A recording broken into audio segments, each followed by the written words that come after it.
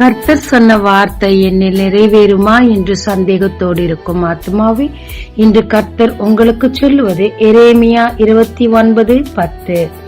உங்கள் மேல் என் நல் வார்த்தையை நிறைவேற பண்ணுவேன். ஆதியாகமம் 18:10 சாராளிடத்தில் தேவன் ஒரு நல் வார்த்தையை கூறுகிறார். அதாவது ஒரு கால திட்டத்தை குறிப்பிடுகிறார். உற்பவ திட்ட காலம். 10 மாதத்தில் உனக்கு ஒரு ஆண் குழந்தை பிறக்கும் என்று கர்த்தர் சொன்னார். 11ஆம் வசனத்தில் உடனே சாராள் நகைத்தார்.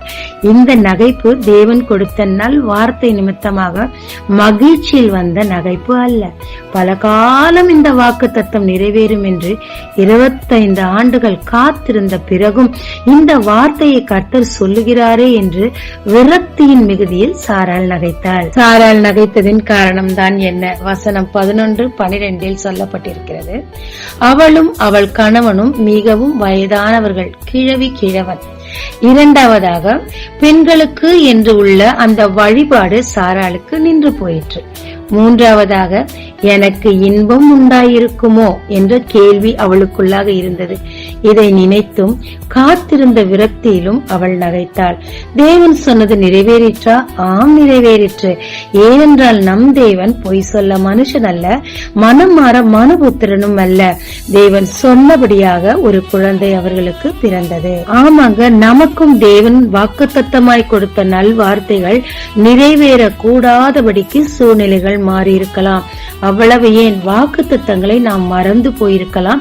அதற்காக ஜெபிப்பதை கூட நிறுத்தி இருக்கலாம்.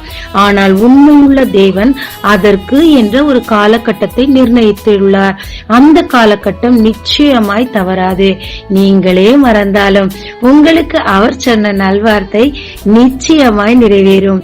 விரக்தியில் அல்ல, மகிழ்ச்சியோடு கம்பீரத்தோடு ஆடி பாடி சிரிக்க துதிக்க தேவன் வைப்பார். ஏனென்றால் நிச்சயமாய் அவர் உங்களுக்கு தந்த நல்வார்த்தை நிறைவேற்றுவார். ஜெபிக்கலாமாங்க. தேவரே, நான் காத்து காத்து சோர்ந்து போனேன். நீர் எனக்கு தந்த நல்வார்த்தை நிறைவேற வாய்ப்பே இல்லை. உன் வாக்கு தத்தங்களையும் மறந்து போனேன். ஆனாலும் இந்த நாளில் நல்வார்த்தை நிறைவேற்றுவேன் என்று வாக்கு செய்தீரே, துரிதமாய் நிறைவேற்றும். என்னையும் மகிழ்ச்சியாக்கும். விரக்தியில் அல்ல, உண்மையாலே உம் சமூகத்தில் சிரித்து மகிழ எனக்கு கிருபை தாரும். இயேசு மூலம் பிதாவே, ஆமென். இயேசு கிறிஸ்துவின் நாமத்தில் இந்த நாளில் உங்களை ஆசீர்வதிக்கும் ஜீசஸ் விஷன்.